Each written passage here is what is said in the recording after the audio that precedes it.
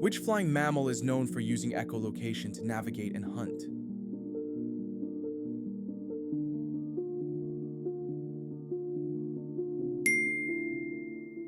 What is the name of the flying animal that uses flaps of skin to glide between trees but isn't a bird or bat?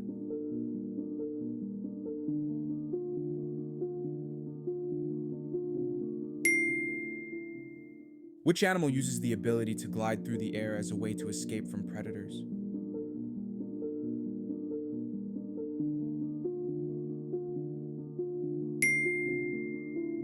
Which sea creature is known for its ability to glide above water for short distances?